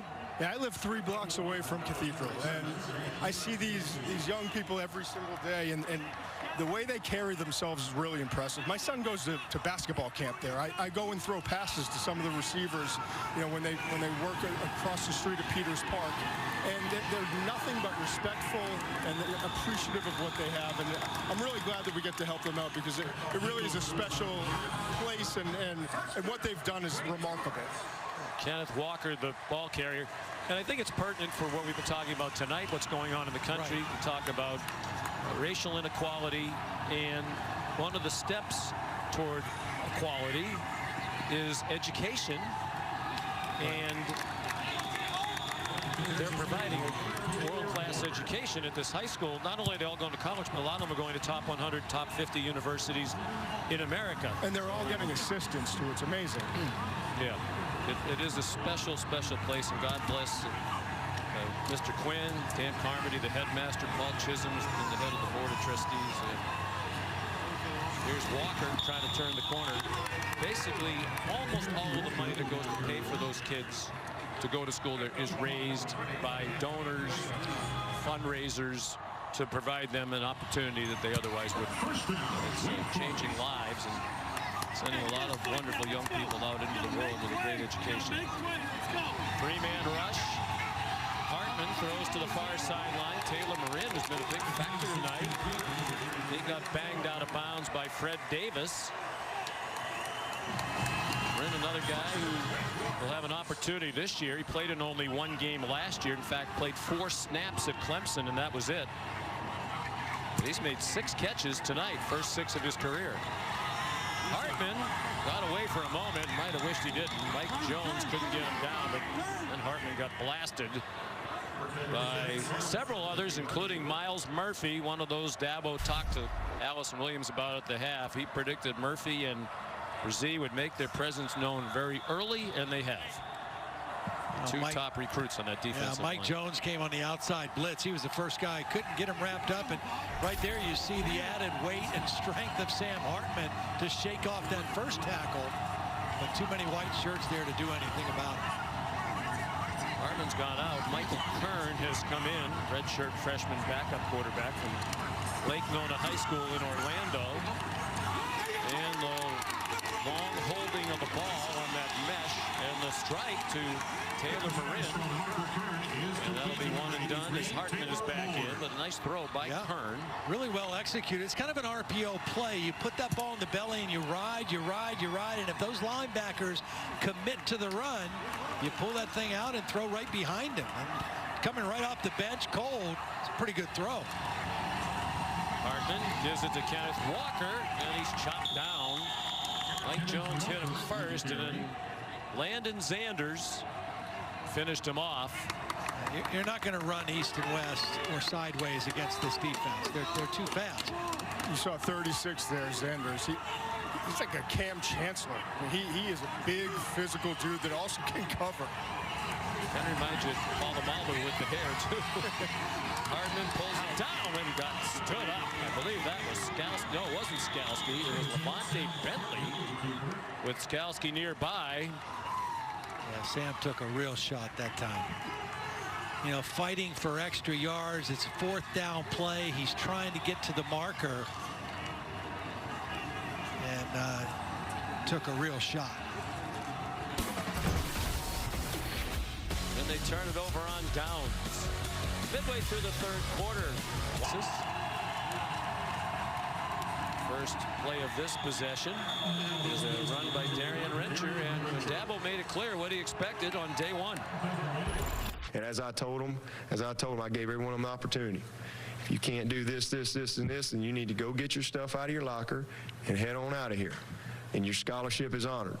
But if you show up on that practice field tonight, you better be all in. And I need these players to be all in. And we'll see what happens. He's been saying that for 12 years, the all-in mantra. Trevor Lawrence, great play fake on target. Davis Allen, another one of that talented tight end group. Big gainer. Zion Keith brought him down at the Wake Forest 27-yard line, a gain of 42. Well, nice job by Trevor Lawrence using his eyes, too. He had 2 wide receivers to the other side of the formation. He held the safety to that side and then came back to his streaking tight end down the left side of the field. 18 yards after the catch for Allen, sophomore from Calhoun, Georgia. Back to the run with Darian Rencher to the 22-yard line. Of course, a lot of Clemson fans, who is this guy? He's not even a coordinator. They went 4-2 the rest of the way, which was good, not great. But the administration there believed in him, brought him back, and beat South Carolina that last game. I think that helped a lot. Yes, it did. Win the big rivalry game, which is not going to be played this year due to the restructuring of the schedules. And that's a real shame. It's one of the great rivalries in college football. Darian Rencher inside the 20. How many times do you find yourself saying, but given everything else that's going on in the world, is it really that big a deal? I mean, at the end of the day, it's a football rivalry, but with all the troubles and real suffering in the world, they'll get back together again, hopefully next year. It depends a little bit on where you live, too, though. Yes. Because the rivalries in this part of the world mean a little bit more. They sure do. And that one is one of the best. 3rd down and 2, approaching 5 minutes to go in the 3rd quarter. Clemson leading 34-3. Right up the middle. There's Kobe Pace again. And he's down to the 2-yard line. Strong run by the true freshman in his first college game. Yeah, they think these two freshmen are kind of be the newest version of Thunder and Lightning. This one here, Pace is the more physical of the two backs. 5'11", 215. He gets the call again. Tried to run over two defenders and could not. He's from Cedartown High School in Cedartown, Georgia. He's also a fine basketball and baseball player and a linebacker. Chase Jones made the stop. 2nd and goal. Well, Trevor Lawrence has scored a couple times down at this part of the field with that fake to the back.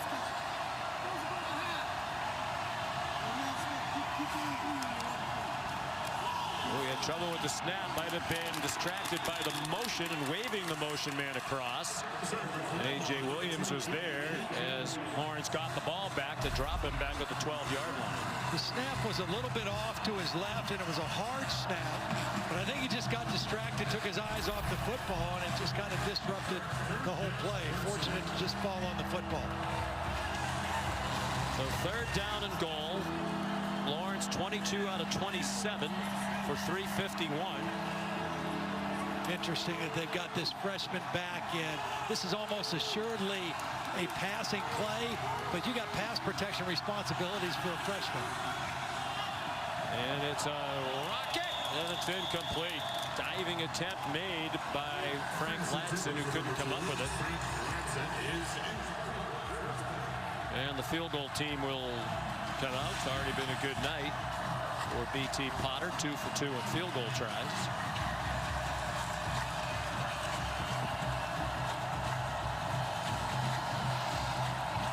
From 42 and 52, junior out of Rock Hill, South Carolina. A 29-yard field goal. Heisman Trophy front-runner Trevor Lawrence off to a great start in 2020. 22 for 28, 351 and a touchdown. He's also rushed for 2. There's Aiden Swanson. And Donovan Green, the return. Here's Allison Williams. Hey there, Sean. Sorry about that. We saw Sam Hartman, Wake Forest quarterback, get pretty banged up last time he was on the field. You could tell he was pretty shaken coming off. I'm told he is okay physically, but given the score and the situation in the game here, they're going to go to backup Michael Kern in the game. Yeah, he took a shot. I mean, there's no question. He was fighting for that first down. He was kind of standing upright and got drilled. It was a clean hit, just a very hard hit. So that's the end of the night for Hartman. He certainly seems to be lucid and conversational there on the sideline. Sure, they put him through the concussion protocol. We were here 2 years ago when they played Notre Dame, and he was 175 pounds. He didn't even look that big, and he said to us yesterday, yeah, I was little. And on the left, the picture from his freshman year, and there's what he looks like now on the right. The only thing he doesn't like about being 215 pounds is he says he sweats a lot more. Everywhere he goes, he just sweats. Well, the longer hair and the beard probably doesn't help that either. I'm familiar with the sweating thing. Yes, you are. Kern throws on the run, incomplete. Intended for Nolan Gould and well played by Fred Davis. Yeah, I think they're smart. You know, it's a Wake Forest program's won at least 7 games each of the last 4 years. They've gone 7-8, 7-8. There is a flag down on that last play. Dave Clawson thought they were poised to have a 10 or 11 win season Defensive last year holding. before the injuries hit. Number 20, 10-yard penalty, automatic first down. Anthony Williams called for the hold, but you know, you have a lot of football to play if you're Wake Forest, and keeping your #1 quarterback healthy is a good idea. No doubt. He's a good player, too. I don't think there's a drop-off. You know, Jamie Newman obviously transferred to Georgia and then opted out, but I don't think there's a drop-off from Newman to Hartman when Hartman's healthy. Here's Christian Beal-Smith. In fact, 2 years ago, Hartman won the job over others, including Jamie Newman. They deemed him to be the better quarterback at the time. Newman was dealing with some injuries himself, but Hartman earned it. Played almost the entire year before he broke his leg late in his true freshman season. Turn over the middle, incomplete. Tried to get it to Blake Whitehart. And almost found the umpire, Michael Wooten. Kind of thought it did. It might have. Oh, yep, right off the backside. Yeah. It's a tough gig in there. Yeah. Kern looks to the sideline. Yeah, we were talking in the break, just the amazing amount of talent that this Clemson team has. And to see these two freshmen lined up next to each other at defensive line, it's crazy. They're just grown men. You know, and we saw the freshman back in there on that last touchdown drive. He's a grown-looking man. But this recruiting class is very, very special, and they're just plug and play right now. Ryan Brzee, number 11, number 1 in the country, well, among all high school players last year, according to Rivals.com. Myles Murphy rated number 3 overall in the country by ESPN. Ivan Moore on the punt with 2 minutes to go in the third quarter. 15 of those recruits were mid-year enrollees, so they were there to go through spring football. They didn't have a full spring. They had 9 days of spring football, but that was it. But they still were able to learn football and have football meetings, and then when they were able to work out, they were able to work on their technique and fundamentals. And you know, to have guys like that were so committed at such a young age to make themselves better in the fundamental wise. Illegal formation on the offense, 5 men in the backfield, 5-yard penalty, re-kick, 4th down.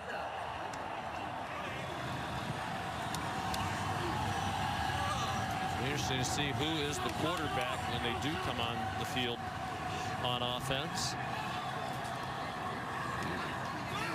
Backups. We talked to Dabo Sweeney the other day. He gushed about those two guys too, didn't he? Don't miss the pregame warm-up, he said, and get the cameras on all 3 of these quarterbacks. Tyson Pumachan is one of the backups. He's number 7. All Dabo said is, to me, he's a bigger Russell Wilson. That's not high praise. No. He said, and I know I coached against Russell Wilson 3 times. See if he gets the first crack at replacing Lawrence in this game. Moore's punt again drifts out of bounds. No chance for Amari Rodgers to catch it. I'm about a year away from being able to pronounce number 5's last name. Well, it looks like it might be DJ. And we're going to try it ourselves, and we'll get better as we go along, we hope. Uiagalelei. Well, he looked like one of the most talented young quarterbacks I've ever seen in pregame warm-ups. I mean, he's 250. He moves around really well, and he has a rifle. I mean, I don't know how they're going to handle this quarterback situation moving forward, but that's next year's issue. Well, that's what when Dabo was talking about him, he said, we've never recruited one like that. I mean, you're talking about a place that had Deshaun Watson and Trevor Lawrence. We've never recruited a guy that big and that fast that is that refined in playing the position. He can run, he can throw it 75 yards, according to Dabo. His first snap was given to Darian Rencher, and here's Kevin Nagandi. Sean, let's take a look at this Dr. Pepper Fansville studio update as we go to Louisville. Mikhail Cunningham, the Des Fitzpatrick over on the ACC network. 70-yard connection. Louisville up 35-14 over Western Kentucky. Back to Allison, Todd, and Sean. Oh, you're a good man, Kevin. We'll see Louisville next Saturday night, ABC primetime against Miami. Uiagalelei on target to Will Brown, his first catch of the game. He had 1 all last year. He's a junior. So Lawrence's night is over. 22-28 for 351. A passing touchdown and 2 rushing touchdowns. We're just going to call him DJ. That's what I'm calling the next few snaps. Yeah, amen. There's DeMarcus Bowman across midfield with another apparent first down for Clemson. And Dabo said about DJ, we've had guys like Deshaun and Trevor who grab it mentally from the beginning, but this guy does too, and he's 250 with bigger arm talent than Deshaun. He can run, he has great arm talent, and he can really move at 250. He played at a big-time school. He played at St. John Bosco in Southern California, so he's very well prepared, well coached in high school. If only they had more talent, more depth. DeMarcus Bowman shoved out of bounds at the 44-yard line. There is another flag now. Well, you know, it's success begets success, Offensive right? holding. And in recruiting, Number 57, 10-yard penalty, first down.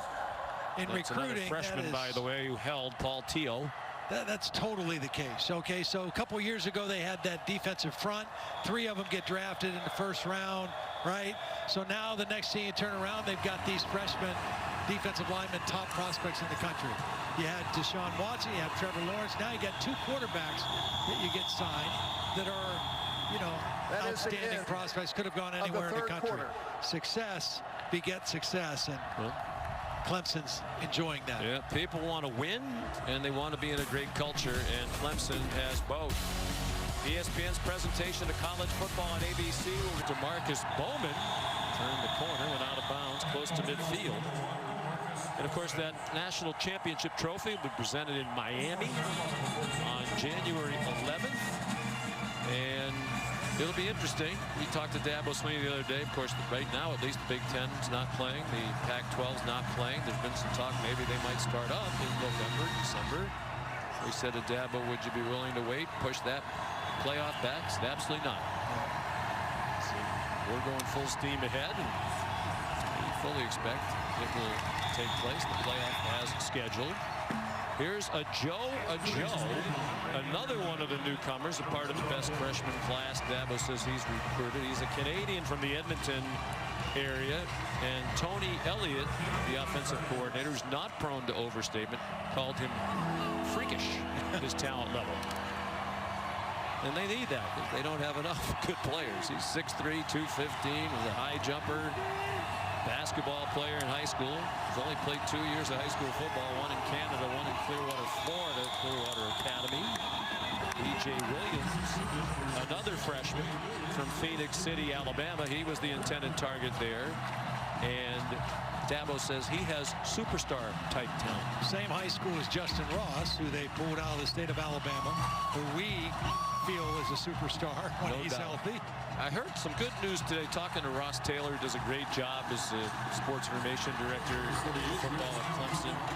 He said Justin had surgery on the spine and neck area, and apparently he's progressing very well, already doing some light activity, and it is hoped that he'll be able to resume his football career. Will Spires hangs up the high punt. Marin, the fair catch at the 18-yard line. Well, that music can only mean one thing. It's Monday Night Football, and it kicks off with our annual Week 1 doubleheader this Monday. That's September 14th. Ben Roethlisberger back in action. The Steelers taking on Saquon Barkley and the Giants. Debut for Coach Joe Judge. That's at 7 Eastern. Then Denver and the Titans from the Mile High City. Both games are on ESPN. Deportes, the ESPN app. Special edition of Monday Night Countdown kicks off our coverage at 5 Eastern, 2 Pacific. We wish our friends and colleagues well. New Monday Night Football team. Steve Levy, Louis Riddick, Brian Greasy.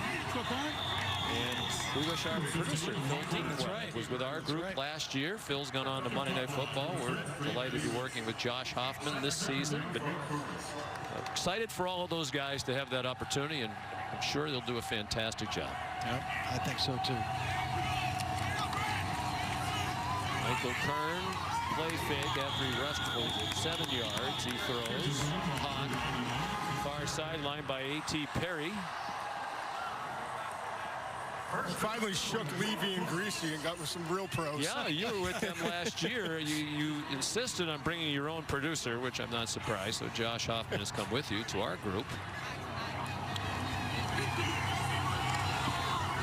Kern surrounded, dances away to the right. Oh, he's looked good. Throws on target to Brandon Chapman, a tight end. You know, Sean, it's probably worth going back to the conversation about the playoffs, the Big Ten, if the Pac-12, if that's feasible.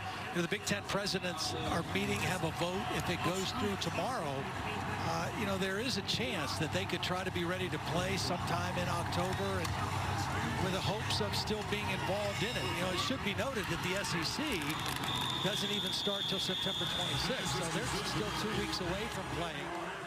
So potentially, if the Big Ten is not that far behind, if it does work out that way, they might be able to play somewhat of a conference schedule only and get themselves in position to still be included. It's an unusual year all the way around, right? Please reset the game Nothing clock should to surprise us 12:34 at and this start it point on my going signal. forward. I think it's the only way that it makes sense, though. Playing in the spring, to me, makes absolutely no sense. There will be 100 or so of the top players in the country. If you're asking them to play in the spring, they're going to say, well, you know, thanks, but no thanks. You have to be able to play for a championship. And if you're playing that late in the year, then you're asking them to come back and either play college football next year or to go to the NFL and play a 16-game schedule. And the human body's just not built to withstand that. Right. A.T. Perry the catch, and Wake Forest on the move here, led by the backup quarterback Michael Kern. Lake Nona High School in Orlando. There's Kenneth Walker turning the corner. He's a sophomore, a good freshman year last year, averaged 5.9 yards per carry. Their school record for a freshman running back. Joseph Charleston made the tackle for Clemson.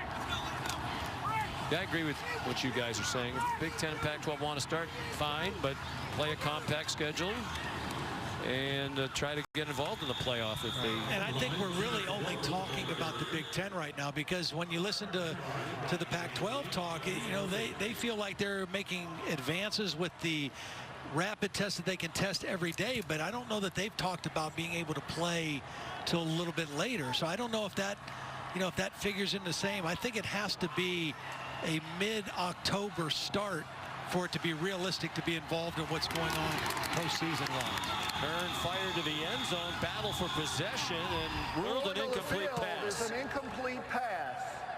Corey Roberson thought he had a touchdown, at least was trying to convince the officials that he did, and he did not. Nope.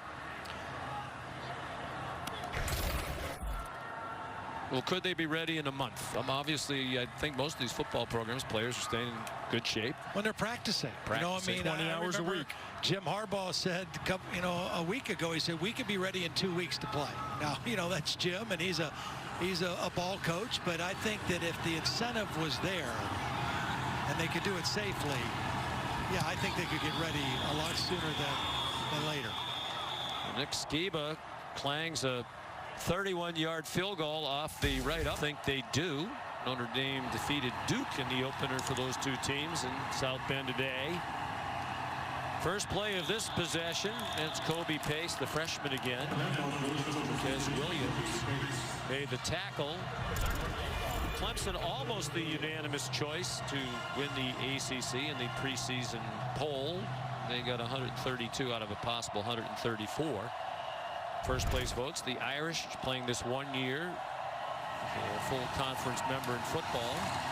Got the other two. No divisions this year, Todd, so it's just the top two winning percentage. Going to go head-to-head, so they might play a couple times. They could, you know, and 2 years ago we had Clemson Notre Dame in a playoff game, and Brian Kelly thought his team had come a long way and was ready to compete against a team as talented as Clemson, and really didn't pan out that way.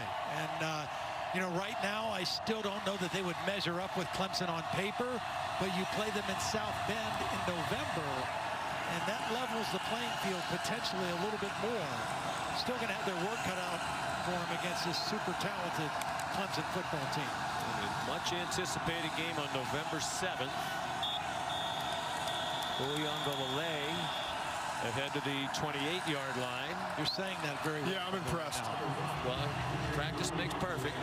Pretty much been repeating it to myself during all these commercials. Uyunglele. I'm not even going to try. Still battling this mask. Yeah, you're still wearing the mask, but you sound much more smooth than you did in the pregame. I actually got a call right after I fumbled. That entire intro was from a GM in the NFL who said, listen, we don't mind. We'll send you some masks, but just clean it up. You're horrible. I'm still I was just to match your very nice suit that you're wearing here today. We're in the return of the punt. Well, no, you had a different mask on earlier. You had a beige one. Wake Forest 37-3, 9:08 to go. Sean McDonough, Todd Blackledge, Todd McShay, Allison Williams, our producer Josh Hoffman, our director, the birthday boy Scott Johnson. Happy birthday, Scotty J. Leading our crew tonight. Thank our crew. Always have to work very hard, and even harder with all the COVID protocols and restrictions. Kearns pass a little bit too deep for A.T. Perry. A lot of other backups in the game now for Clemson. You know, they brought 80. The ACC changed the rule of being able to bring 72 on a road game to 80. Not sure if Dabo is going to get to play all 80, but I'm sure he's trying. 62 so far tonight. Yeah, he's trying. Last year they averaged 76 players played per game. That was 12 more per game than any other program in the country. Nice move after the catch. Jaquari Roberson trying to take it to the end zone. He got run down by Tyler Venables. As Todd mentioned earlier, he's another one of the sons of Brent Venables, the defensive coordinator for Clemson. Well, and he's got some speed. I mean, you could see the catch-up speed to make that tackle. A little shaken up at the end of the play, but Tyler was a quarterback in high school the last 3 years, and Brent told me when I talked to him on the phone, he said the guy can really run. Takes after his mom, but he can really run. What he told me. Yeah. Brent Venables, he and his wife Julie have the 2 sons on the team. They also have 2 daughters. Please set the play clock to 40 seconds. I mean, how cool would it be? Start both clocks on my signal. To have 2 of your sons playing on your defense, right? Yeah. And coaching them every day. It's awesome. It really is. And Brent Venables has said, you know, he knows he's been contacted a number of times over the years by teams interested in interviewing him, maybe hiring him to be a head coach. And he said, I know eventually I'm going to either have to do this or they're going to stop calling. I'm not sure they're going to stop calling. Yeah.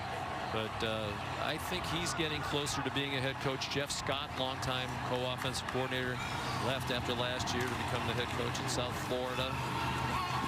Kern to the corner of the end zone, incomplete. Well, and I think as we take a look at the end of this play, great effort by Donovan Green trying to get 1 foot down. Makes the catch, but I don't think he gets a foot down in the field of play. Nope, out of bounds. But I think, you know, when Clemson was the culture, the community, such a great place to work, great place to raise their family. When his kids were young, his boys were young playing high school football, I don't think the idea of moving them was that attractive.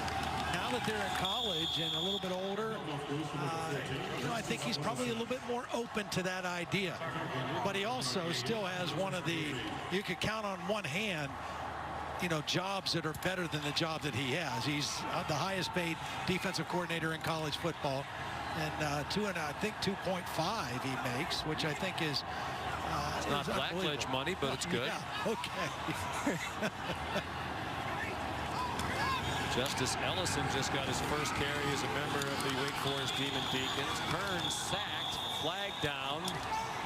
Jordan Williams there.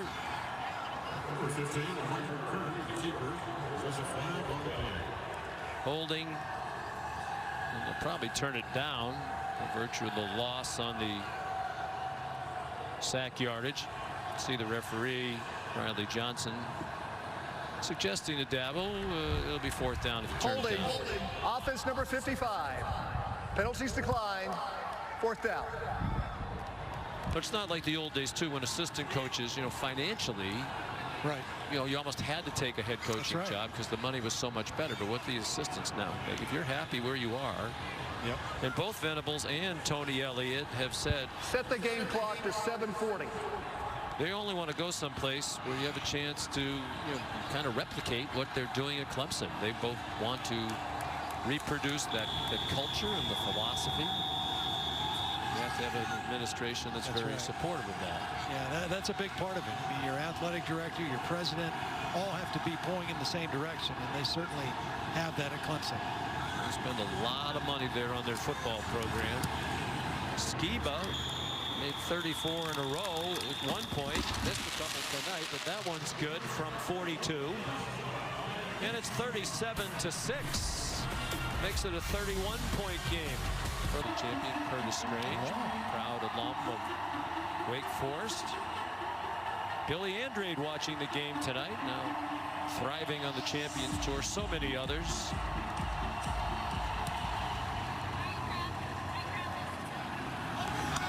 The kickoff down to Cornell Powell, decides to return it.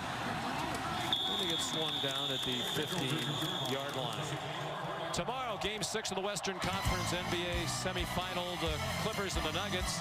LA up 3-2, but the Nuggets won the last one. And remember, they were down 3-1 to the Utah Jazz in the first round. Came back to win the series. That's at 1 Eastern time, followed by the men's final of the U.S. Open, 4 Eastern time. Alexander Zverev and Dominic Thiem in the final, each looking for his first Grand Slam title. Men's preview show presented by Mercedes-Benz at 3:30 Eastern time on ESPN and the ESPN app. Zverev's a German. He'd be the first German to win the Open since Boris Becker in 1989. There's Will Sweeney taking the ball from Tyson Pumachan, the third quarterback of the night for Clemson. He's a redshirt freshman from Bridgeport, Connecticut. Saw limited action last year. Not enough to lose the red shirt. He appeared in 3 games last year. Took 43 snaps. Went 6 for 12 passing. Sets up a little bubble. E.J. Williams, the freshman from Phoenix City, Alabama.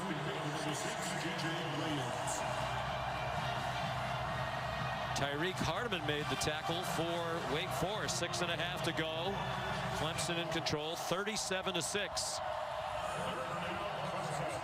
Now to win their 12th straight against Wake Forest, which is their longest active winning streak against any opponent. And they're going to win their opener for the 6th straight year and for the 11th time in Dabo Sweeney's 12 full seasons as the head coach. Marcus Bowman frustrated he couldn't break free. He's part of a deep running back room that includes Darian Rencher, the senior. And what an impressive young man he is. And he is really at the forefront of all of the social issues among the Clemson football players. Led a peaceful demonstration in June. Yeah, I was so impressed with him on the phone. And you know, Trevor Lawrence, one of the last questions we asked him, the very good friend with Darian Rencher, what have you learned about leadership from Darian Rencher? There you see a quote that Darian gave us, but Trevor Lawrence told us that he learned from Darian what it looks like to bring people together. And I really think that Darian feels like that's his calling, to bridge and bring people together on this team. And he's done that. And also, you know, he was the guy that first started reaching out to players around the country, along with Trevor Lawrence. And just an impressive guy. A.J. Williams, an interception. Rolling on the field is an interception by Wake Forest. First down, media time. For an opener, only 4 total penalties, and this is the first turnover of the game by either team. Pumachan's pass intercepted by A.J. Williams, redshirt freshman. Got just 36 snaps last year. It's the first interception of his career. He's out of Bamberg, South Carolina. They go deeper down the quarterback depth chart. Mitch Griffiths has come in, true freshman out of Broad Run High School in Ashburn, Virginia. And Warren Ruggiero, the offensive coordinator, told us yesterday he had a tremendous training camp. Really, they knew he was good coming in, but he's even better than they thought. Well, if you're Dabo Sweeney, Brent Venables, this is a great teaching moment right now for your defense. No matter who's in the game, it's a sudden change situation. The game is in hand. Can you come on the field and get a stop here and not let them take advantage of the turnover? It doesn't matter what the score is. This is your opportunity to come out here and put a stop to the momentum that Wake Forest had after the turnover. And right now it's 3rd and long. Regan Upshaw with the 6th sack for Brent Venables' defense. Again, Brent's not going to concede any play. I mean, he's going to press cover. He's going to bring pressure. He cares what the score is. Yeah, absolutely he does. Justice Ellison around the corner. Oh, and then it looked like a late hit. I haven't seen a flag yet on that. Yeah, I think there was one late. He knew it. Malcolm Green. Well, the 2 late hits, actually. That one was Personal foul. a week late. Late hit out of bounds by number 21 on the defense. Penalty is half the distance from the end of the run. Automatic first down. Teaching moments. All these things right now are teaching moments. Playing a lot of young guys. You're giving them an opportunity to get a big stop here in the last 5 minutes of the game. And you can't have careless mistakes like that. And Malcolm Green will learn from it. He's a very promising, talented freshman out of Richmond, Virginia as well. So it's 1st and 10 after the penalty. Wake Forest just inside the 15. High snap. Griffiths had to go up for it. And Justice Ellison got dumped by Keith McGuire. Now, Malcolm Green just got called for that penalty. Wasn't even on the depth chart that we got. Right. So we'll get John Madry, our crack statistician here tonight, to get us the update on how many Clemson players have played tonight. Dabo said we have a lot of good players. They come hard, practice and work hard, and we're going to get them all in there, and they do. Elijah Turner's also into the game. Griffiths running out of time, throws it away. You know, just going back to Brent Venables and how they continue to put pressure on you no matter who they have on the field.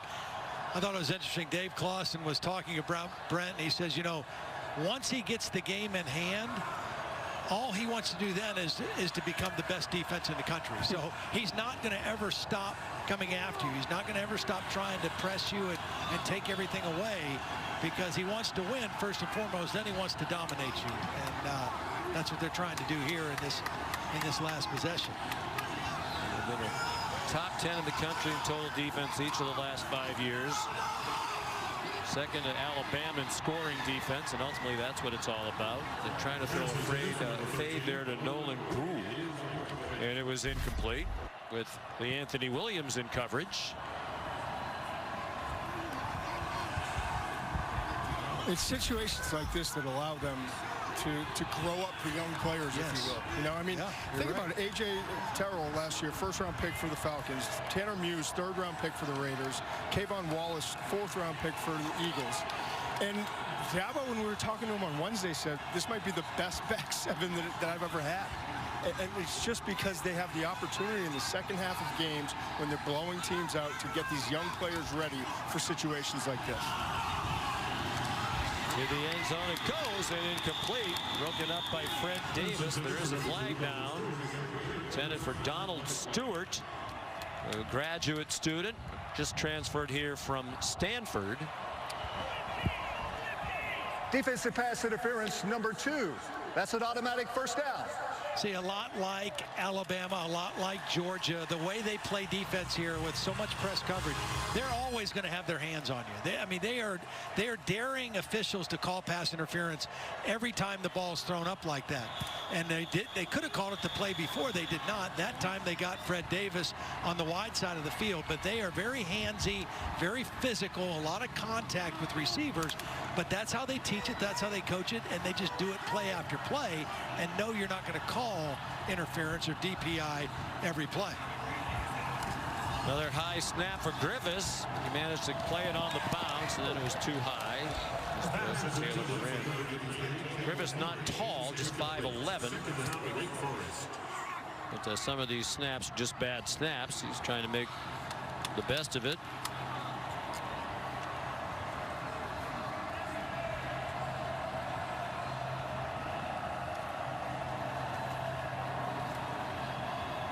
Goran Jovanovic comes out of the game.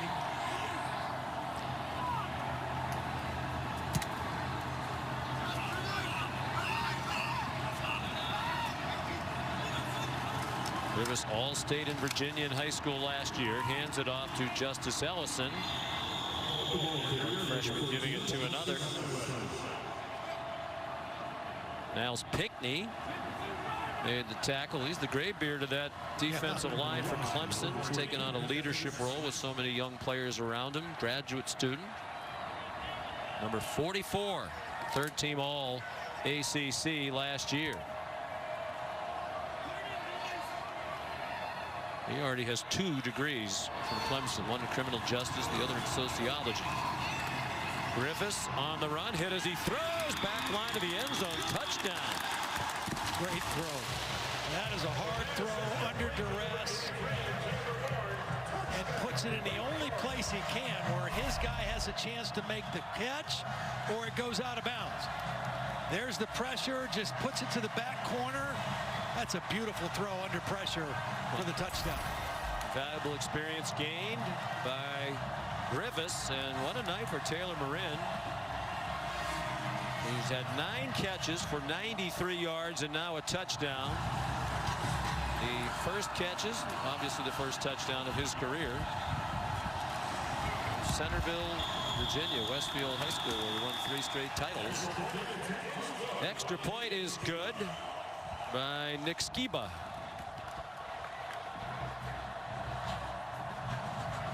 So it's 37-13. It's 37-3 while Trevor Lawrence was in there, and a very nice start to the season for the junior, playing his last season of college football. Well, the thing that stood out to me tonight is just his comfort. I mean, and when you're comfortable, your eyes work well, your feet are quiet, and he's been that way the whole game. Moving people with his eyes, strong in the pocket, recognizing what the defense is doing, moving them with a ball fake, and then zipping the ball into open areas. And he's had that kind of night. 22 of 28, 351 yards and 1 touchdown. And but it was just his comfort from the very beginning. And you know, Todd mentioned earlier, last year when he started the season, coming off the national championship season, it was almost like he tried to do too much early. He tried to force some balls. He made some careless throws, careless mistakes. None of those in the opener tonight. That's a good sign if you're Dabo Swinney, if you're Tony Elliott, and the coaches on this offensive staff for Clemson. It's like watching a high school jamboree. Right? Yeah. He just looked so comfortable. He knew everything. He was a step ahead of everything. Understood the coverage. Didn't force anything. And the other part too is he spread the ball around. You know, Rodgers, number 3, the slot receiver, clearly is his comfort level. But he really spread the ball around to all of his different receivers and never forced the ball into coverage where you said, he was trying to get the ball to this guy. Yeah, he sure did. I mean, Braden Galloway had 5 catches, the same as Amari Rodgers. Joseph Ngata, 3 catches. Travis Etienne, 3. Yeah, he did. He spread the football around, and you know, those younger receivers, Ngata and Latson, who are going to start playing more regular roles, they'll just get better and better. Pumachan, wow, how about that arm? And it's just a little bit too long for a Joe.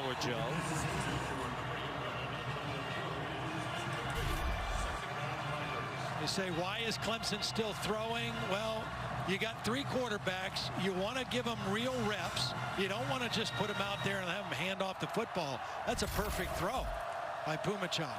Came out after the interception and put that one out there perfectly.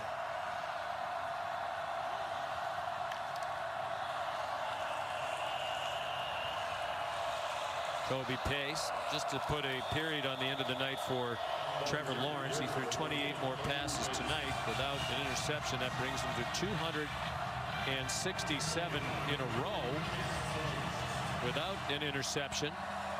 And that is now the 4th longest such streak in ACC history. Remember last year he was an interception machine and everyone was knocking him. Moved past Mitch Trubisky of North Carolina for the 4th longest. The record is 379 by Russell Wilson, the man who Dr. Sweeney compared Tyson to Pumachan too. Said he played 3 times in his NC State. I know what Russell Wilson's like. He said Pumachan is going to be like Russell Wilson, be a 3rd round pick, 4th round pick, and he's going to be awesome in the NFL, and the team that takes him is going to be glad they did. I took a note. Yes, oh, you sure did. That is the guy who had taken, what, 40-something snaps in a college football game prior to tonight. So Dabo limited sample in game action, but he sees him every day in practice. 4th down 3. Let the clock run down. I assume punt. Timeout, Clemson. 30-second timeout, and it is their first of this half.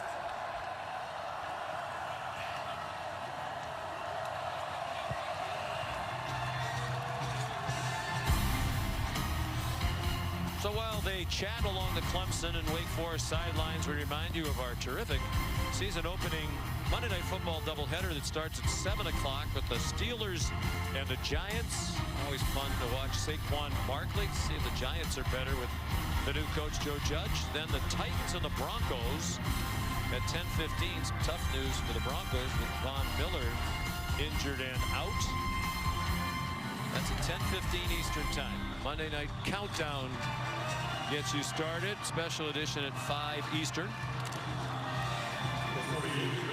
You know, if you're Dave Clawson, obviously you didn't have much of a shot in this game to make it as competitive as you wanted to. But you've scored 13 points, and you did a lot of good things against this #1 ranked team in the country. When you consider 324 total yards of offense, only 1 penalty, no turnovers. They sacked Trevor Lawrence twice. So something to build on if you're Wake Forest. They'll play at North Carolina State in their next game. And then they have Notre Dame after that. Easy start. Yeah, tough start. But I'll say this, if they get a pass interference call early, and if 2 of those deep balls that were right on target were caught, it might be a little bit of a different game. Might be different. There's no foul for illegal block in the back. First down. At the 34-yard line. 54 seconds to go.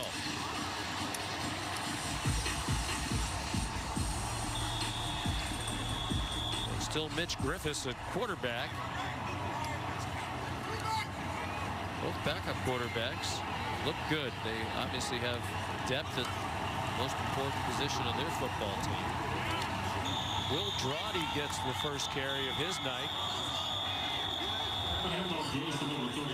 He's a redshirt junior from Easterly, South Carolina. Had only 2 carries all of last year.